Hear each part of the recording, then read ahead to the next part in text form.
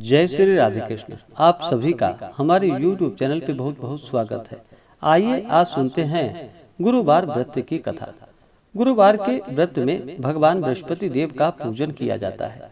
जो भी भक्त सच्ची श्रद्धा के साथ, नियम और निष्ठा के साथ गुरुवार का व्रत करते हैं, इस दिन भगवान बृहस्पति देव का पूजन करते हैं, व्रत रखते हुए कथा श्रवण करते हैं।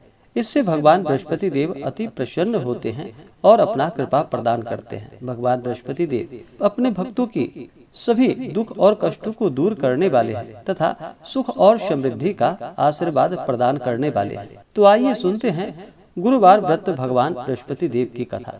तो बोलिए प्रेम से भगवान बृहस्पति देव की जय। कि प्राचीन काल में एक बहुत ही निर्धन ब्राह्मण था। उसके यहाँ कोई उसकी संतान ना थी, लेकिन वह नित्य पूजा पाठ किया करता था। उसकी पत्नी ना तो स्नान कभी करती थी और ना ही किसी देवता का कभी पूजन ही किया करती थी।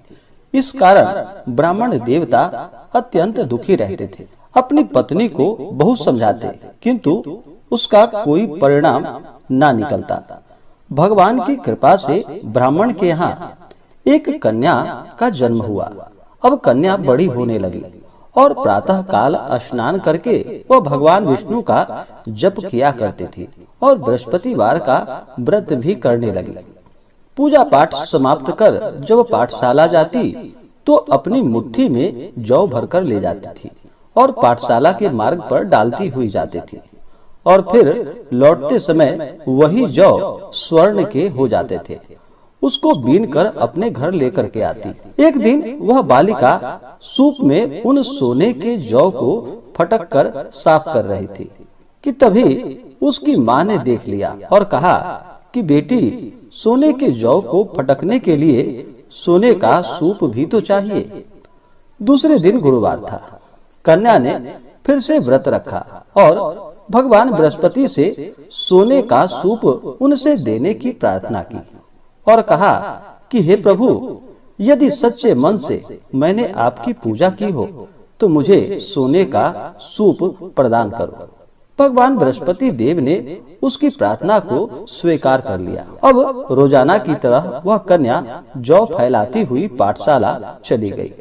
जब पाठशाला से लौटकर वह जौ बीन रही थी तो भगवान बृहस्पति देव की कृपा से उसे सोने का सूप प्राप्त हुआ।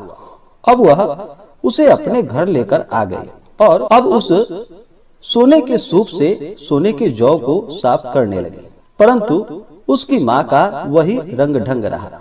एक दिन की बात है, कन्या सोने के सूप में जब जौ को साफ कर रही थी, उस समय उस नगर का राजकुमार वहाँ से निकल रहा था और राजकुमार कन्या के रूप और कार्य को देखकर वह उस पर मोहित हो गया। राजमहल में आकर वह भोजन तथा जल को त्याग कर उदास होकर लेट गया। राजा को जब राजकुमार द्वारा अन्न और जल त्यागने का समाचार प्राप्त हुआ तो वह अपने मंत्रियों के साथ अपने पुत्र के पास पहुंचा और पूछा कि हे बेटा, तुम्हें किस बात का कष्ट है? तुम्हें किसी ने परेशान तो नहीं किया या किसी ने तुम्हें कोई कष्ट तो नहीं दिया या तुम्हारा किसी ने अपमान तो नहीं किया अथवा कोई और कारण है? मुझे सब बताओ, मैं वही कार्य करूंगा जिससे तुम्हें प्रसन्नता की प्राप्ति हो सके। अपने पिता की बातें सुनकर राजकुमार बोला कि हे पिताजी, मुझे किसी बात का कोई दुख नहीं है।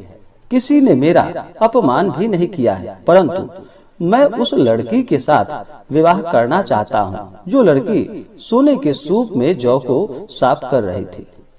राजकुमार ने राजा को उस लड़की के घर का पता भी बता दिया और फिर राजा ने अपने मंत्री को आदेश दिया। मंत्री उस लड़की के घर गया। मंत्री ने ब्राह्मण के समक्ष राजा की ओर से निवेदन किया। कुछ ही दिन बाद ब्राह्मण की कन्या का विवाह उस राजकुमार के साथ संपन्न हो गया। कन्या के घर से जाते ही ब्राह्मण के घर में पहले की भांति गरीबी का निवास हो गया। एक दिन दुखी होकर ब्राह्मण अपनी पुत्री से मिलने पहुंचा। बेटी ने पिता की अवस्था को देखा और अपनी माँ का हाल पूछा। ब्राह्मण ने सभी हाल कह सुनाया। कन्या ने बहुत सा धन देकर अपने पिता को वहां से विदा कर दिया। लेकिन कुछ दिनों के बाद फिर वही हाल हो गया। ब्राह्मण फिर अपनी कन्या के यहाँ गया और सभी हाल अपनी पुत्री से बोला। तो पुत्री बोली कि हे पिताजी, आप माता जी को यहाँ लिवा लाओ, मैं उन्हें वह विधि बता दूंगी जिससे कि गरीबी दूर हो सके। ब्राह्मण देवता अपनी स्त्री को साथ लेकर अपनी पुत्री के पास राजमहल पहुँचे। तो पुत्री अपनी माँ को समझाने लगी कि हे माँ, तुम प्रातः काल स्नान आदि करके भगवान विष्णु का पूजन करो और बृहस्पतिवार का व्रत करो तो सब दरिद्रता दूर हो जाएगी। परंतु उसकी माँ ने उसकी एक भी बात नहीं मानी। वह प्रातः काल उठकर अपने पुत्री की बच्चों का जूठन को खा लेती थी। एक दिन उसकी पुत्री को बहुत गुस्सा आया। उसने अपनी माँ को एक कोठरी में बंद कर दिया और फिर सुबह उसे स्नान कराकर पूजा पाठ उससे करवाया तो उसकी माँ की बुद्धि ठीक हो गई। इसके बाद वह नियम पूर्वक पूजा पाठ करने लगी और प्रत्येक बृहस्पतिवार को व्रत भी करने लगी। और फिर बृहस्पतिवार के व्रत के प्रभाव से उसे सभी प्रकार के सुख और समृद्धि की प्राप्ति हुई। मृत्यु के बाद वह स्वर्ग को गई। वह ब्राह्मण भी सुख पूर्वक इस लोक का सुख भोग कर अंत में स्वर्ग को प्राप्त हुआ। भगवान बृहस्पति देव सभी कामनाएं पूर्ण करते हैं जो सद्भावना पूर्वक बृहस्पतिवार का व्रत करता है एवं कथा पढ़ता है अथवा सुनता है और दूसरों को भी सुनाता है। भगवान बृहस्पति देव उसकी सभी मनोकामनाएं पूर्ण करते हैं। तो बोलिए प्रेम से भगवान बृहस्पति देव की जय। गुरुवार के व्रत में इस दिन विशेष प्रकार से भगवान बृहस्पति का स्वरूप मानकर केले के वृक्ष का पूजन किया जाता है। केले के वृक्ष में भगवान बृहस्पति देव का वास माना गया है। अगर जहाँ पर केले का वृक्ष ना हो वहाँ पर भगवान बृहस्पति देव की फोटो या प्रतिमा रख करके पूजन पूरे विधि विधान के साथ करना चाहिए और कथा श्रवण करना चाहिए। इससे भगवान बृहस्पति देव अति प्रसन्न होते हैं। भगवान बृहस्पति देव को प्रसन्न करने के लिए केले के वृक्ष में गुड़ मिश्रित जल डाले, वहाँ पे एक दीपक जलाए। भगवान बृहस्पति देव को विशेष प्रकार से पीले वस्तु का भोग लगाना चाहिए। उन्हें पीला वस्तु अति प्रिय है।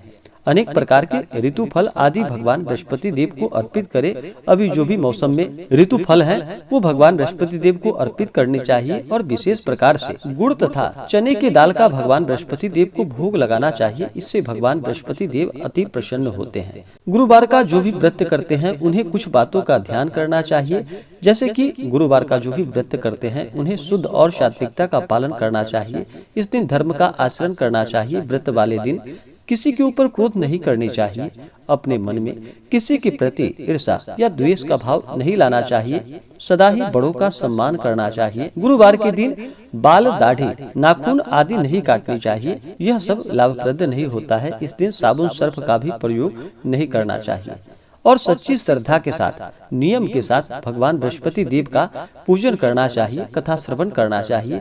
इससे भगवान अति प्रसन्न होते हैं। इसी प्रकार से जो भी भक्त सच्ची श्रद्धा के साथ, नियम और निष्ठा के साथ गुरुवार का व्रत करते हैं, भगवान बृहस्पति देव का पूजन करते हैं, इससे भगवान बृहस्पति देव अति प्रसन्न होते हैं और अपना कृपा प्रदान करते हैं। तो आशा करता हूँ कि यह जानकारी आपको अच्छा लगा हो।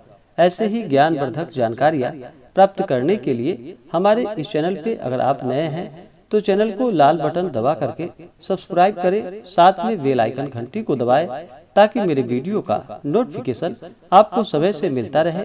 वीडियो को लाइक करें, शेयर करें। सुखी रहे और स्वस्थ रहे। जय श्री राधे कृष्ण। धन्यवाद।